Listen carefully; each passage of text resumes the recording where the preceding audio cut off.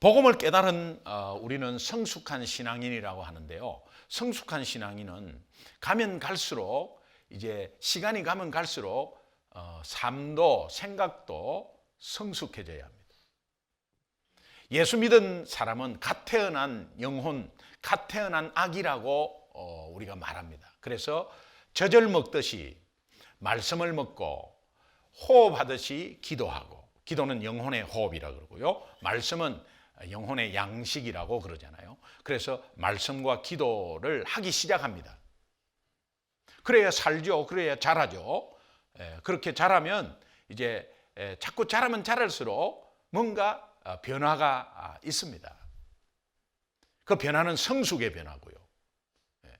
옛날에는 나만을 위해서 막 했는데 이제는 이웃도 좀 생각하고, 내가 내 기도하는 내용은 전부 내 기도야. 내 기도. 내 기도. 그것도 내 기도 중에서 전부 먹고 사는 기도야. 그런데 조금 지나고 성숙하면 남의 기도가 훨씬 많고, 저를 봐도 그래요. 제 기도 거의 없어요. 솔직하게 말하면 제 기도 거의 없어요. 근데 정말 이렇게 남을 위해서 기도하고 먹고 사는 문제, 제가 예수 믿고 나서 3년 뒤 1993년부터 먹고 사는 문제 하나도 기도한 적이 없습니다. 사업 잘 되게 해달라, 뭐 해달라, 막 기도한 적이 없습니다. 하나님이 기도 안 한 것은 응답 안 하고 기도한 것만 응답한다 그러면 여러분 벌써 죽었어요. 여러분은 매일매일마다 기도할 때 살려달라고 기도하셔야 돼요. 근데 그 기도 안 했잖아요. 그런데도 살려주셨잖아요. 여러분 기도할 때마다 이 몸속에 있는 암의 종류 6,000개를 위해서 기도하셔야 돼요. 어느 암 걸리지 말고, 어느 암 걸리지 말고, 어느 암 걸리지 말게 해주시고, 이래 해야 다 응답해 주시죠. 그런데 그거 기도 안 해도 건강하게 해주시죠. 이것은 무엇을 의미하느냐?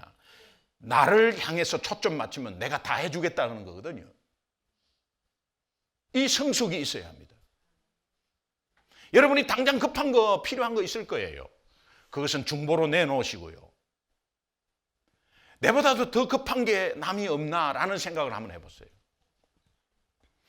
내가 신분상 어떤 문제가 있다 그러면은 신분상 문제 있는 다른 교인을 한번 바라보세요. 내가 경제적으로 어렵다 그러면은 내 경제적인 것보다 나보다 더 어려운 사람을 한번 눈을 더 있습니다. 그럴 때 하나님이 역사해 버리는 거예요. 그럴 때 여러분 기도를 응답하는 겁니다. 이게 엄청난 비밀이에요.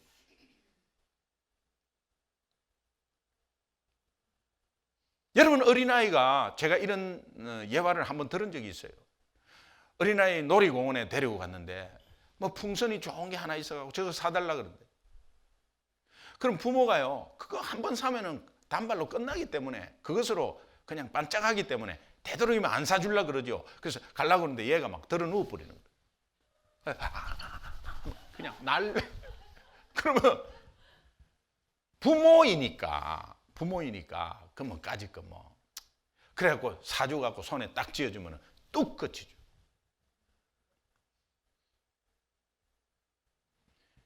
얘가 대학생이 되었어요. 대학생이 되어가지고 뭔가 해달라 그랬는데 안 해주면 대학생이 부모 앞에서 막 이렇게 하면 걔는 병원에 데리고 가야 돼요. 그 성숙이 안 된 거 아니에요? 그죠? 매일 달라고만 하고 매일 달라고만 해. 매일 달라고만 해. 그리고 내는 데는 굉장히 인색해. 왜? 생활이 어려우니까. 매일 달라고 하니까 어려운 거예요. 그러니까 막 어려우니까, 쪼들리니까 내는 거는 인색해. 그리고 이웃 돕는 것도 인색해. 그러나 지 새끼 아프면 왕창 쏟는 거거든요. 우리가 병원 가면 막 아까운 게 어디 있습니까? 살아야 되는데. 빚을 내서라도 어떻게 살아야 되는데요. 그런데 내가 이게 조금 있으면 요 조금 있는 것 갖고 발발발발 떨고, 여러분의 심령은 이해를 해요. 하나님 그걸 아세요. 그런데 우리의 신앙의 성숙도를 보면 거기에서 매 찡찡찡찡찡찡찡 짜고 있다고. 그러면 여러분 병원에 가야 되는데 이 병원에 갈 수도 없고, 여러분이 영적으로 뭐 어떤 병원은 교회밖에 없어요. 영적인 병원은 교회밖에 없어요. 그건 교회를 와도 계속 그렇게 찡찡댄다고 하면 신앙의 성숙이 없습니다. 그래서 특별히 특별히 여러분이 정말 복음을 받고 내가 의롭다함을 받은 것에 확신이 있고 하면 이제는 하나하나 한 단계 한 단계 변화되는 그 변화는 이제 남을 위해서 기도하고, 아이들이 커나가는 것을 보면 알아요. 매 형제와 싸우고 서로 뭐 사탕 뺏고 나 저 오빠가 가져갔다 그러고 뭐 이렇게 하는데 나중에 크면 이런 아이들이 있어요. 아빠가 돈이 좀 있어, 능력이 있어. 얘야, 큰애야, 너 차 필요하지 않아? 아빠가 차 한 대 도와주려고 그러는데, 아빠 저 괜찮아요. 동생이 학교 다니는데 저 동생한테 좀 주십시오. 저는 괜찮습니다. 이런 아이가 있습니다.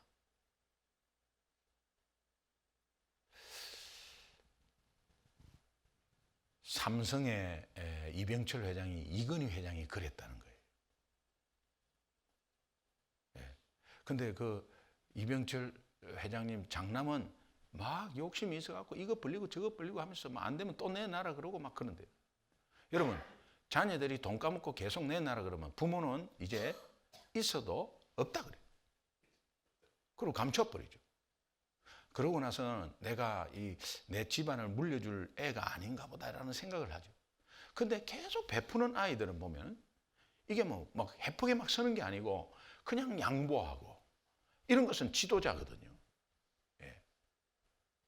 그러니까 이 아이들이 이 커나가는 가운데서 그냥 동생을 위하든지 동생이 형을 위하든지 오히려 자기도 필요한데 자기는 괜찮다 그러고 저 동생 해주라, 형님 해주라, 이런 것들은요, 결국은 신앙적으로 이렇게 대입을 해보면 참 내가 필요한데, 지금 내가 필요한데 중보하는 거야. 예, 저분 하나님, 저분이 더 필요한 것 같아. 저분 해주세요. 저분 해주세요. 저분 해주세요. 내 기도는 하나도 없어. 전부 다 이게요, 엄청난 성숙이야. 하나님은 그것을 보고 기뻐하고 나서 오늘 하나님이 가지고 있는 모든 것을 그 중보하는 사람에게 다 쏟아붓는 거예요. 이것이 풀리기 시작해요, 영적으로. 믿으시면 아멘. 그럼 아멘 하시면 그렇게 하셔야 돼요. 이제 그렇게 하는 게 어렵지 않습니다. 여러분이 그냥 조금이라도 내 기도 안 해서 찝찝한 거 그런 거 이제 마음 두지 마세요. 요거 좀 내 기도를 더 해야 되는데, 하나님이 더 하고 안 하고가 문제가 아니에요. 여러분이 조금 더 성숙한 기도를 하느냐 안 하느냐, 그거예요. 그거예요. 오늘 우리는 다시 한번 돌아보면 인간은 그 어떤 행위로도 어떤 선한 것이라도 구원받을 수 없습니다. 어떤 행위로도 구원받을 수 없습니다. 어떠한 선한 행위로도 이 죄 문제, 죽음 문제, 인생의 허무 문제 절대로 해결할 수 없습니다. 그래서 로마서 3장 20절에는 율법의 행위로는 그의 앞에 의롭다 할 자가 없습니다.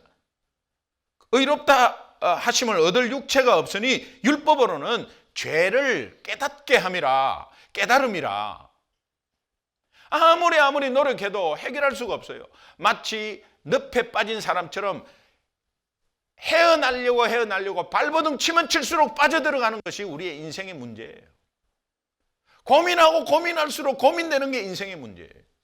걱정하면 걱정할수록 더 걱정되는 게 문제고, 염려하면 염려할수록 염려를 내려놓으려고 하면 할수록 더 염려되는 게 염려고. 우리 인생은 그렇습니다.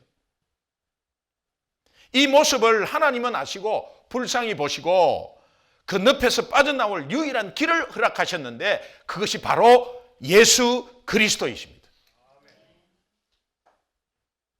그래서 예수님이 직접 말씀하세요. 요한복음 14장 6절에 내가 곧 길이요 진리요 생명이니 나로 말미암지 않고는, 내가 곧 길이요 진리요 생명, 영어에서는 내가 곧 길이요 the way, 생명이다, the life, the truth, 그 유일하다는 거예요. 앞에 the 정관사가 붙으면서 내가 유일한 길이요, 다른 데는 없다요.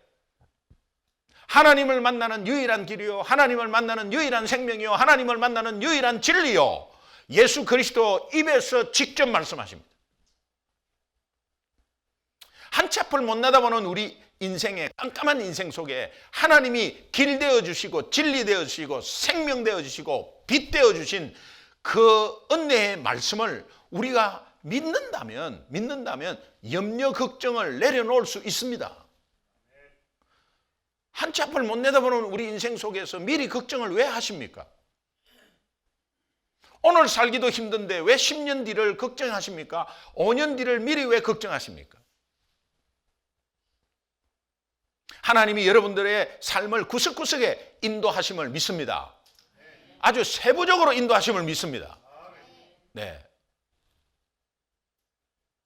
이것이 하나님의 은혜예요. 정말 값없이 주신 하나님의 은혜예요. 오늘 우리가 무슨 일을 해도 잘 안 되고 아무리 노력해도 안 되는데 하나님이 그것을 해결해 주셨다면 오늘 우리가 살고 있는 여러 가지 잡다한 문제들 당연히 해결해 주시죠. 당연히 해결해 주시죠. 이 하나님의 은혜를 오늘 본문이 두 가지 중요한 단어로 설명을 하고 있는데 첫 번째는 속량입니다. 속량. 속량, 이것은 구속이라는 단어로도 사용합니다. 내가 너를 구속하였고, 이 속량이라는 것은 내가 뭘 잃어버렸는데 그 잃어버린 것을 돈을 다시 주고 찾는 것을 말해요.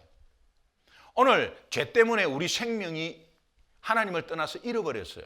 근데 하나님이 우리가 값을 내는 게 아니고 하나님이 그 생명의 값을 내셨는데 그것이 십자가의 피였습니다.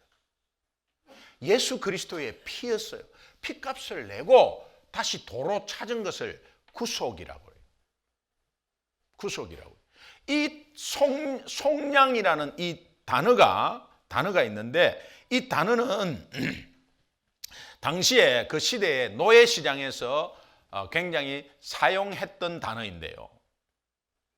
노예 시장에서 노예를 돈을 주고 이제 삽니다. 사가지고 그때는 노예가 막 거의 동물 취급받았어요. 그래서 노예 시장에서 이제 주인이 돈을 주고 돈을 내고 사면서 노예 정서라는 게 있어요. 노예는 노예 정서가 다 있어요. 자기가 노예인지 아닌지를 어떻게 구분하겠어요? 노예 정서가 다 있고 거기에 등록이 다 돼 있어요. 지금 같으면 주민등록 뭐 이런 거 탁탁 뭐 소셜 탁탁 치면 다 나오듯이 노예는 노예 정서가 다 있고 그 번호가 다 있었어요. 그래서 그 노예 정서와 함께 노예를 삽니다. 꼭 물건 제품 설명서처럼 따라와요. 그래서 노예 정서를 사가지고 그 주인이 노예 번호 앞에서 노예 정서를 찢어버리는 거예요. 노예 정서를 찢어버리면서 이제 너는 더 이상 노예가 아니다. 너는 해방이다. 라고 하는 주인들이 있었다는 거예요. 그때 그 주인들이 속량이라는 이 단어를 그냥 사용했다는 거예요. 이게 기독교적인 용어가 아니고 그 당시에 쓰는 용어로 그냥 그렇게 속량했다는 단어로 표현으로 그렇게 했다는 거예요. 하나님께서 죄의 노예가 된 우리를 예수 피값으로 사셔서 선언하십니다. 너는 더 이상 이제부터 죄의 노예가 아니다. 너는 이제 그로부터 해방이다. 믿으십니까? 근데 죄의 노예로 살고 있잖아요, 지금. 아니에요? 지금 아니라고 선포하고 여러분 아멘 했죠?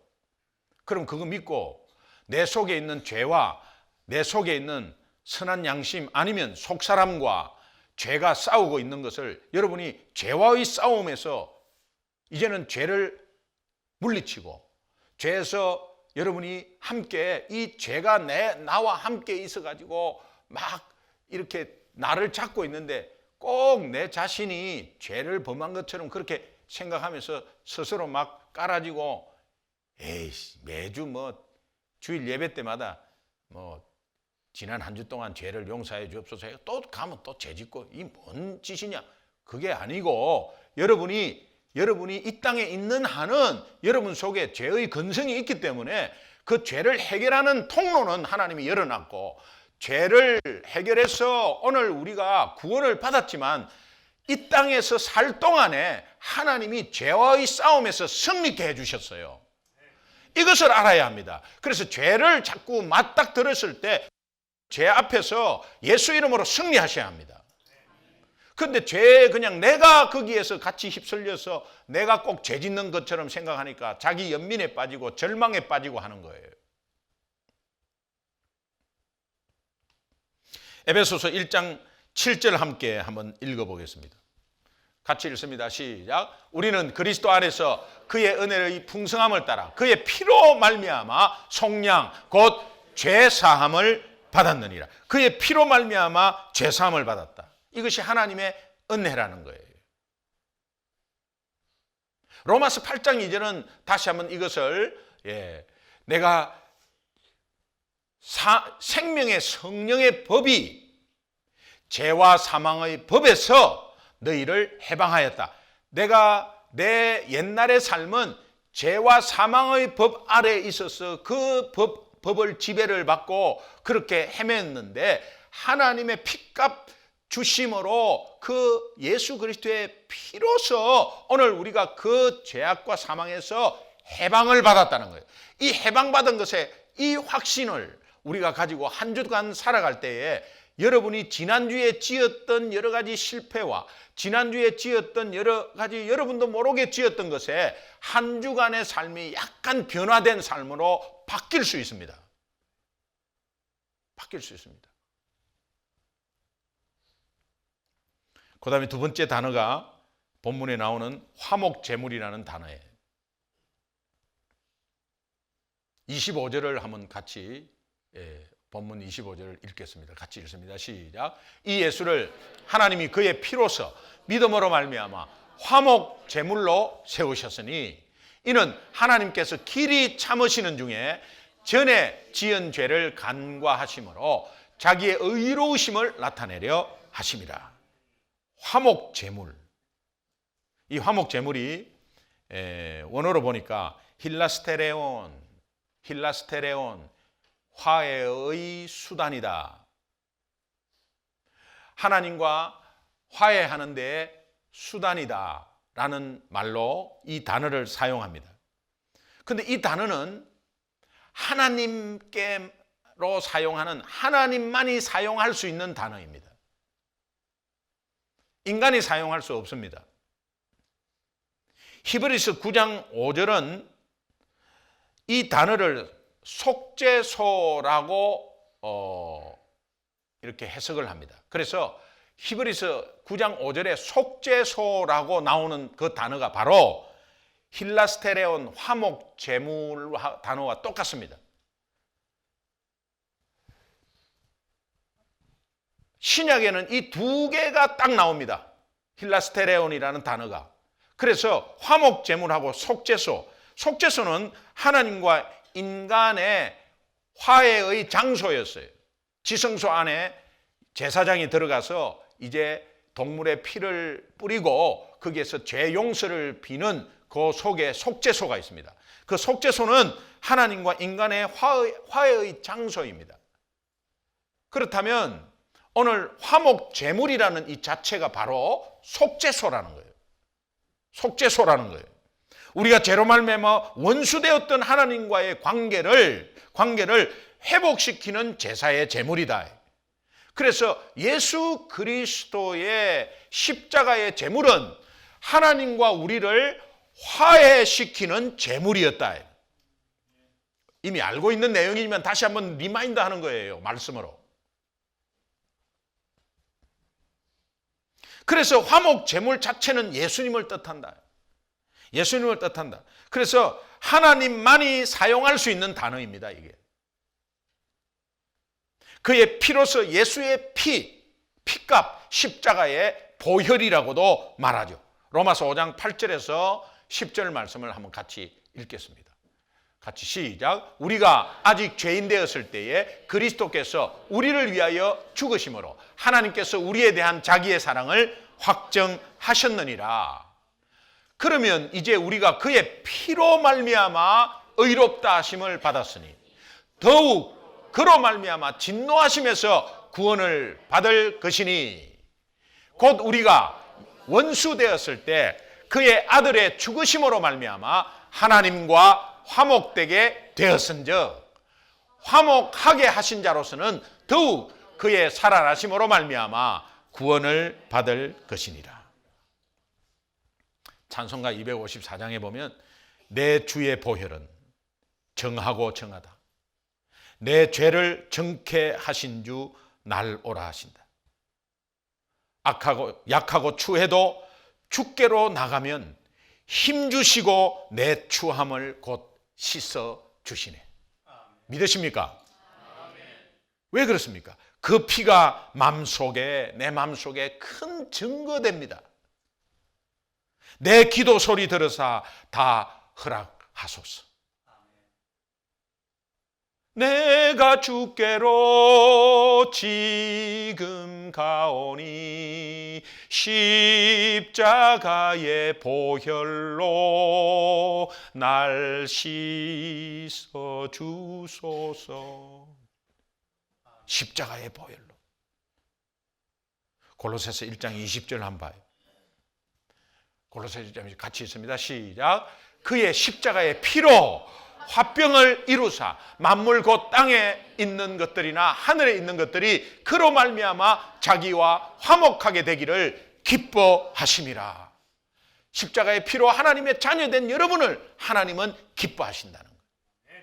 오직 거기에 단순함이 있어야 됩니다. 여러분 복잡한 인생을 살다가 정말 분주한 한 주를 지내다가 이 단순함에 다시 들어와야 합니다. 다시 들어와야 합니다. 다른 거 정리하고 가지 치세요. 이제는 가지를 좀 척척척 치세요. 그리고 십자가의 보혈, 주님의 십자가의 능력, 그 속에서 거하시는 여러분 되시기를 주님의 이름으로 축원합니다. 하나님의 은혜를 받은 우리가 우리 스스로에게 계속해서 물어야 할 두 가지 질문이 있습니다. 그 두 가지 질문. 첫 번째, 나는 하나님의 은혜의 십자가의 은혜의 감격이 있는가? 내가 십자가의 은혜에 감격이 있는가? 매일매일 물어보세요. 월요일날 물어보고 화요일날 물어보고 수요일날 물어보고 계속 물어보세요. 출근하면서도 물어보세요. 운전하면서도 나는 십자가의 은혜의 감격이 있는가? 십자가의 보혈을 의지하는 사람에게 나타나는 감정이 하나 있는데 그것은 감격이라는 거예요.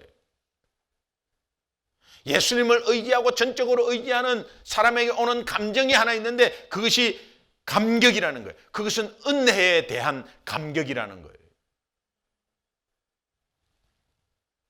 로마서 3장 21절 한번 보겠습니다.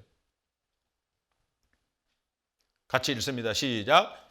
이제는 율법 외에 하나님의 한 의가 나타났으니 율법과 선지자에게 주는 증거를 받은 것이라. 복음 안에 하나님의 의가 들어가 있는데 이미 하나님의 의를 우리는 받았습니다. 왜? 십자가의 피로 인해서 하나님의 의의 수준에 이르렀습니다.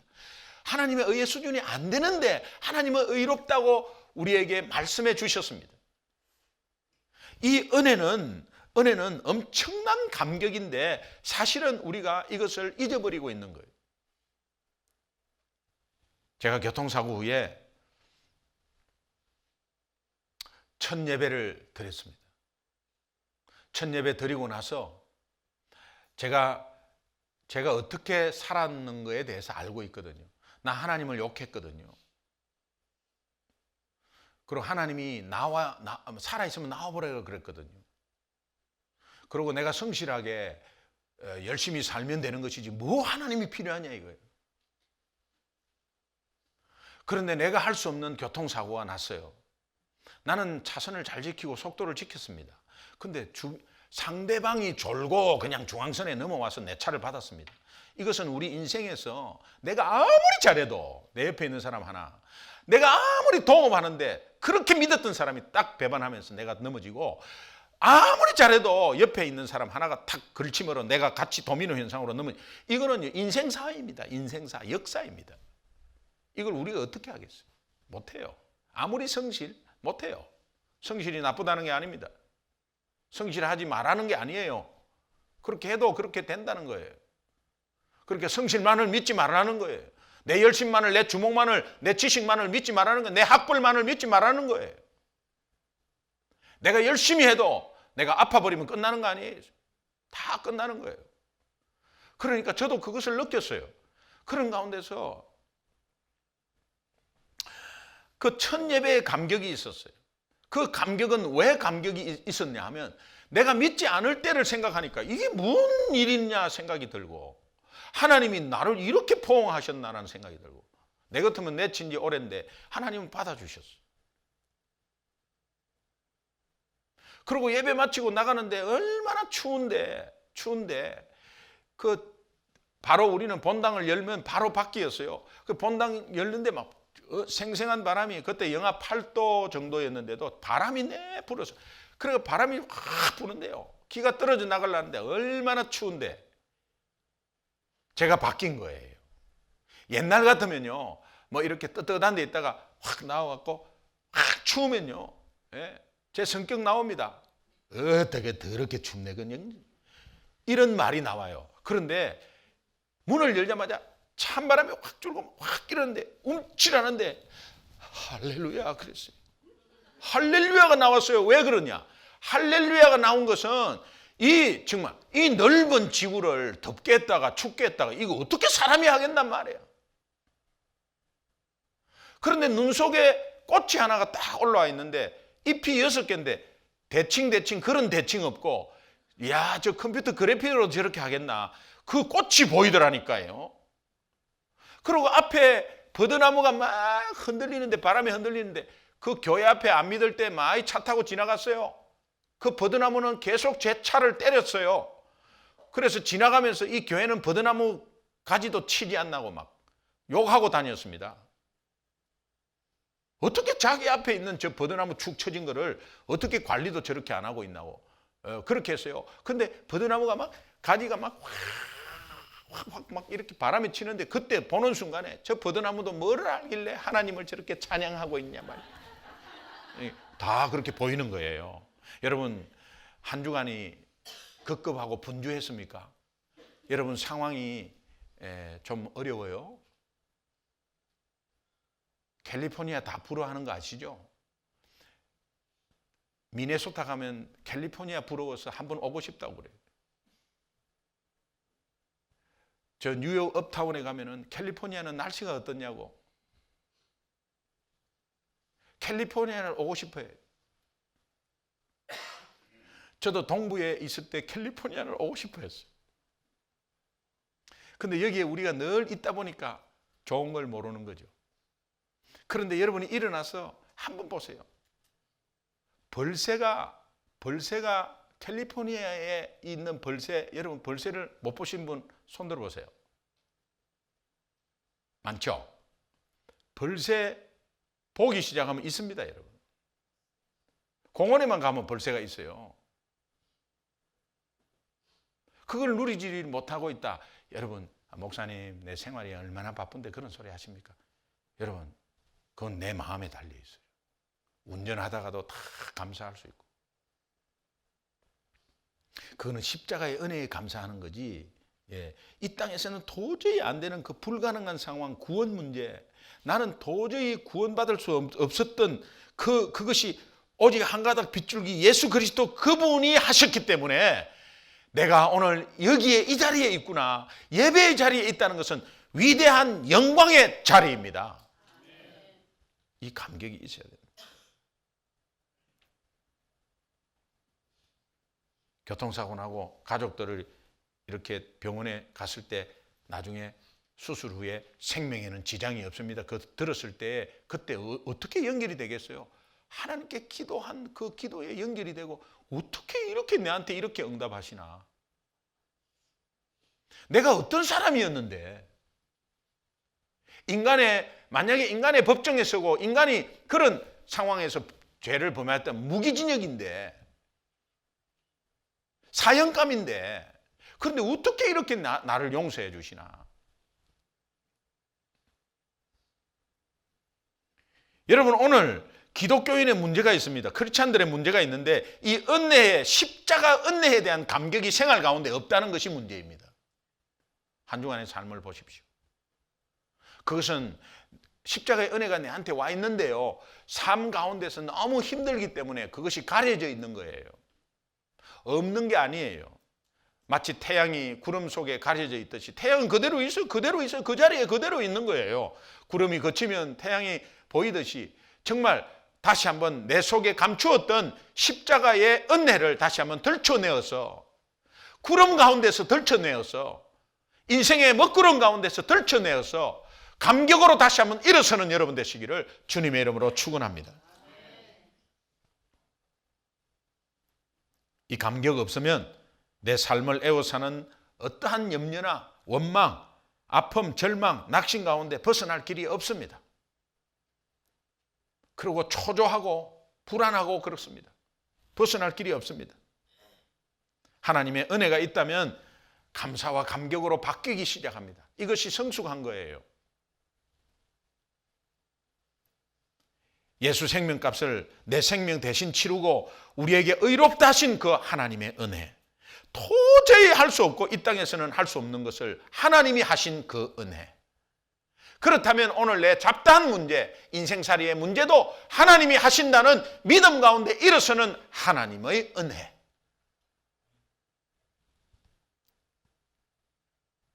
찬양 가사에 한량없는 은혜, 갚을 길 없는 은혜, 내 삶을 애워사는 하나님 은혜, 염려와 절망이 아니라 내 삶을 애워사는 하나님 은혜. 그래서 나 주저함 없이 그 땅을 밟음도, 그 땅을 밟는 그 땅이 무엇이겠어요? 내가 불안하고 염려한 그 부분을 밟고 지나가는 거예요. 하나님이 지켜주실 것을 믿고 당당하게 맞닥뜨리는 거예요. 내 문제 앞에 하나님 왜 이것을 내 문제를 주십니까? Why me? 라고 하는 것이 아니라 이것이 나의 문제입니다. 이 문제 속에서 하나님의 은혜를 찾겠습니다. 이 문제 속에서 하나님의 뜻이 있음을 믿습니다. 앞으로 자신 있게 나아가야지. 아이고 나는 왜 이러냐 이거야 자꾸. 그러나 하나님 이 은혜 때문에, 감격 때문에 그 땅을 밟음도, 주저함 없이 그 땅을 밟음도 나를 붙드시는 하나님의 은혜 때문이다. 여러분 벌떡 일어나세요.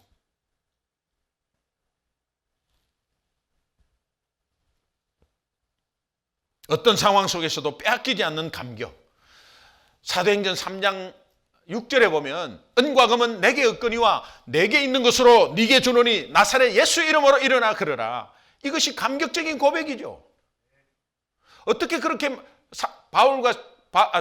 베드로와 요한이 어떻게 그렇게 말할 수 있죠? 아무것도 가진 게 없었어요. 그들은 오히려 그렇게 말하면 감옥에 갈 정도예요.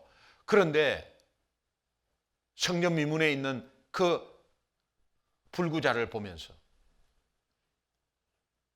한 푼 줍쇼 하는데 은과 금은 내게 없다. 내게 있는 것, 유일하게 내게 있는 것, 예수 생명 십자가의 은혜. 그 감격으로 내가 너에게 선포한다. 십자가의 은혜로 예수 이름으로 명하노니 내가 가진 것은 없지만 내가 내 가진 것 예수 이름 너에게 준다는 거예요. 그리고 손을 잡아서 일으키니까 벌떡 일어났어요.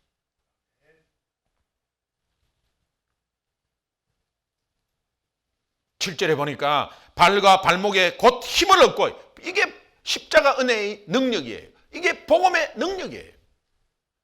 여러분 선포하면은 그 상황이 복음의 능력으로 바뀝니다. 걷기도 하고 뛰기도 하고 복음의 감격이 다시 한번 또 전달되어집니다. 내가 그렇게 선포하고 어려운 가운데 선포하면 이웃이 일어나고 이웃이 복음의 감격으로 다시 한번 또 선포하고 이렇게 해서 하나님 나라는 확장되어 가는 것입니다. 로마서 8장 31절에서 34절 한번 보겠습니다. 그런즉 이 일에 대하여 우리가 무슨 말하리요? 만일 하나님이 우리를 위하시면 누가 우리를 대적하리요? 자기 아들을 아끼시지 아니하시고 우리 모든 사람을 위하여 내주시니가 어찌 그 아들과 함께 모든 것을 우리에게 주시지 않겠느냐? 33절에 누가 능히 하나님께서 택하신 자를 고발하리요? 의롭다 하신 이는 하나님이신데 어떻게 남들이 나한테 어떻게 손가락질 하겠냐 이 말. 그러나 손가락질하고 남들이 이상한 말을 해도 그 말에 흔들리지 마세요. 의롭다 하신 이는 하나님이신데. 34절에 누가 정죄하리요 나를? 죽으실 뿐 아니라 다시 살아나신 이는 그리스도 예수시니 그는 하나님의 우편에 계신 자요 우리를 위하여 간구하시는 자이냐. 한 가지 더 질문은 스스로에게 질문하십시오. 나는 십자가의 보혈의 능력을 체험하고 있는가? 십자가의 감격이 있다면 분명히 능력을 체험하십니다. 체험하게 되어 있습니다. 어릴 때 어려울 때 아니면은 상처받았을 때 또 외로울 때 분노가 있을 때 옛 습관이 고쳐지지 않을 때 십자가의 보혈의 능력을 체험할 절호의 기회입니다. 그것은. 어려움이 왔을 때 어렵다고 하는 것보다 그 앞에서 십자가의 능력을 체험할 기회라니까요. 하나님은 그것을 기회로 주신 거예요. 내 삶이 변화되게 되어 있습니다. 지난 금요일 날 우리 강훈 목사님 오셔가지고 간증하시는데 어머니가 10명 바뀌었다. 세상에 그런 사람이 어디 있어요? 아버지가 남봉꾼이어서 정말. 근데 능력이 돈이 없는데 능력이 있는 거예요. 이 참 희한한 능력이야. 어머니가 10명이에요. 10명. 아니 돈 없는 남자한테 오는 여자도 이상한 거지. 그것도 새로 처음 결혼하는 것도 아니고. 그런데 여자가 있다는 것은 그 능력 아니에요? 그런 아버지 밑에서 자랐는데 어떻게 목사님이 되셨다. 놀랍지 않습니까? 예. 10명의 어머니 밑에서 여동생이 있는데 둘이 자꾸 운 적이 한두 번이 아니래. 그리고 어머니 아버지는 자기 삶을 위해서 고아원에 내버려 둔 거예요. 아니 어머니 아버지가 돌아가신 것도 아니고 근데 고아원에서 근데 할머니가 계셨어. 할머니가 그네들을 데리고 할머니가 돌아가실 때까지 매일 예배를 드리는 거야. 매일. 저 불쌍한 것들을 하면서 매일 예배를 드리는데 예배 드릴 때마다 이 강훈 목사님은 지겨워 죽을 뻔했대. 할머니 붙잡아서 매일 예배 드리는데 막 죽을 뻔했대. 그리고 찬양을 부르는데 매일 똑같은 찬양 1년 내내 2개만 부르대. 2개만. 예. 2개만 부르는데 어떤 찬양이냐면 죄짓 맡은 우리 구주. 그 다음에 어서 돌아오오. 근데 그 강원 목사님이 죄짓 맡은 우리 구주 어찌 좋은 친구가 걱정 근심 무거운 짐 우리 주께 맡기세 하는 이 찬양이 그냥 기가 따갑도록 들었대. 기가 따갑도록. 그리고 그 찬양도 막 너무 싫어했대요.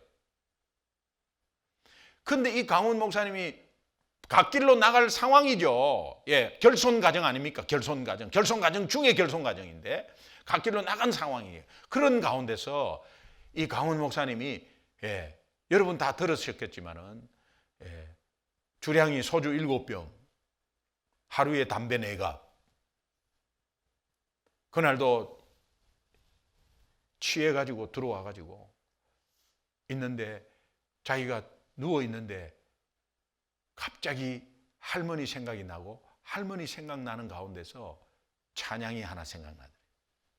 죄짓 맡은 우리 구주. 그 찬양을 자기도 모르게 술 취해갖고 불렀다는 거예요.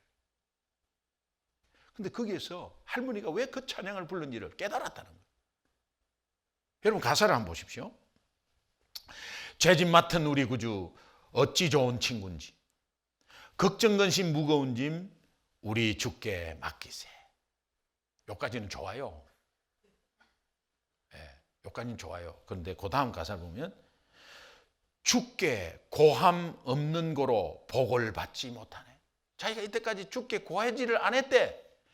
주께 고함, 주께 요청하는 그것이 없으므로 복을 받지 못하고 사람들이 어찌하여 아랠 줄을 모를까. 이것이 자기의 문제였다는 거예요. 갑자기 거기에 은혜가 되어가지고 여러 수천 번을 불렀을 텐데 갑자기 은혜가 되어가지고 그때부터 벌떡 일어났대. 그래가지고 술, 담배를 너무도 그냥 한꺼번에 딱 잘랐다는 거예요. 이건 하나님의 능력이죠. 십자가의 보혈의 능력입니다. 여러분 은혜를 생각하면 내 연약함이 고쳐질 수 있습니다. 내가 고쳐야지 해가 될 게 아니고 십자가의 은혜, 나 같은 사람도, 나 같은 죄인도 정말 세상 죄로 세상 법정에 서면 그냥 바로 사형입니다. 그런 가운데 하나님이 나를 세워주신 십자가의 은혜 때문에, 그 감격 때문에 거기에 내 삶의 능력이 나타나는 것을 여러분 체험하시기 바랍니다.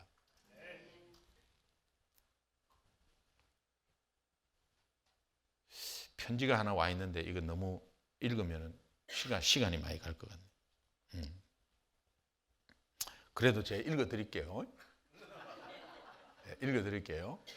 제가 지금 마치려고 했는데 이거 너무 아까운 편지라서 저희에게 이렇게 매달 감사 헌금을 아주 액수를 높이 주시는 외부의 한국 교회에 없는 지역에서 제 설교를 듣고 매달 한 번씩 감사 헌금을 이렇게 주시는 분이에요. 그런데 이분이 어린 나이에 겪지 않아도 될 일, 부모님 두 분이 자주 서로 때리고 싸웠던 모습은 정말 나에게는 충격이었고 악몽이었다. 싸울 때마다 어머니는 나를 애물덩어리로 취급했고 툭하면 고아원에 데려 보내겠다고 했다. 무서운 밤을 혼자 지새웠던 날들이 많았다. 그 후 초등학교 4학년 때 부모님은 이혼을 하셨고 부모에게서 받은 상처가 치유되지 않은 채 성장하여 어렵게 대학을 졸업했다. 그나마 저를 잡아주었던 것은 어릴 때 친구와 함께 교회를 다녔던 불씨 같은 작은 믿음이었다. 10년 전 직장 때문에 미국에 왔지만 한국 사람이 별로 없는 이곳에서 한국 교회도 없고 미국 교회를 다니고 있을 때 교회에서 지금의 미국인 남편을 만났다. 착하고 든든한 남편, 예쁜 두 딸의 엄마지만 심리치료를 받을 만큼 늘 열등감에 사로잡혀 자신감 없고 소심하고 우울증으로 말이 없는 사람이었다. 남편과 함께 미국 교회는 다녔지만 나는 아무리 노력해도 안 되는 쓸모없는 인간이라는 생각이 내 생활을 지배하고 있었다. 그때 우연히 소중한 교회 홈페이지를 접하게 되었다. 매주 파워 있는 복음의 말씀이 저에게 큰 힘이 되었다. 그렇게 은혜를 받고 있을 때 제 삶을 흔드는 결정적인 말씀을 접하게 되었다. 2016년 1월 26일 화요일 저녁, 하나님의 의라는 제목의 주일 설교였다.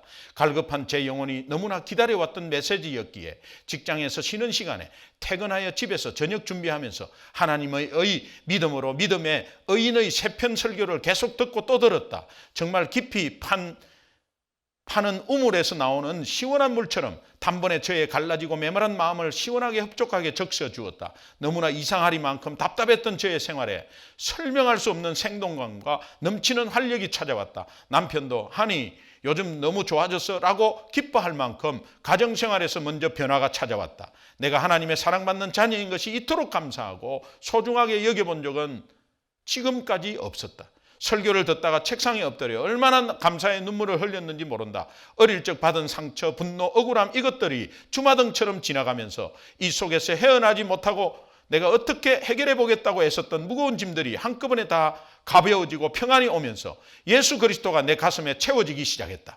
복음의 능력이 이런 것이구나 체험하는 순간이었다. 나 자신의 소중함을 깨달으며 남편과 두 아이의 소중함도 덩달아 깨달을 수 있었다. 내가 변하면 옆 사람이 변한다는 말이 이런 말이구나 라는 것을 새삼 깨달았다. 정말 더 놀라운 것은 직장에서 아무 말 없었던 제가 지난주부터 직장 동료들에게 웃으며 복음을 전하기 시작했다는 사실이다. 그동안 드러내지 않고 감추었던 제 자신을 마음껏 드러내며 복음을 전하고 있는 제 자신이 너무나 대견스럽다. 설교를 통하여 복음을 힘있게 전해주시고 십자가의 은혜를 확신 있게 알려주신 목사님 감사합니다. 그리고 깨닫게 해주신 하나님의 은혜에 감사합니다. 여러분은 현장에 있었잖아요. 그 설교에. 인터넷을 듣고 이렇게 복음의 능력을 체험한 사람. 이분들이 이분이 특별한 상처가 있어서 아니에요. 여러분 다시 한번 들어보세요. 제가 이 설교를 하면서 제 세 편을 한 주간에 다 들었어요. 얼마나 내가 감격했는지 몰라요. 지 설교를 듣고 지가 감격한 건 처음이에요. 근데 여러분은 무슨 설교했는지를 잘 모르시잖아요. 그게 우리의 오늘 현실이에요. 왜 그렇습니까? 한 주간 너무 바빴기 때문에. 너무 분주했기 때문에. 제 설교가 좋다는 말이 아니고 복음의 핵심을 말씀드려서 그렇다는 이야기예요.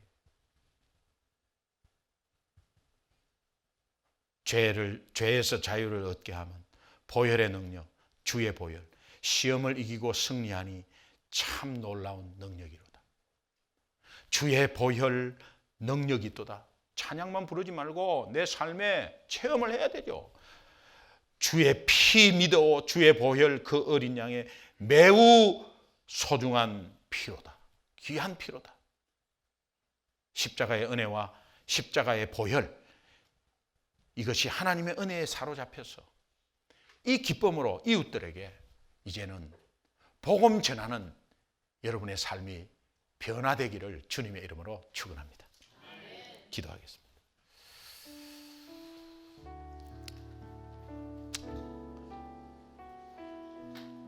여러분 자신 믿지 않을 때 한번 생각해 보시고, 또 하나님의 은혜가 없을 때 한 주간의 여러분의 삶을 생각해 보세요.